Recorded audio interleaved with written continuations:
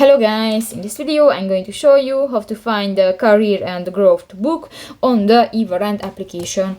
But first of all, I just want to mention, please don't forget to subscribe to our channel, because at 100,000 subscribers we are going to show you all YouTube revenue statistics and growth strategy, how to make money online. So let's jump into it. First of all, open the application on your device.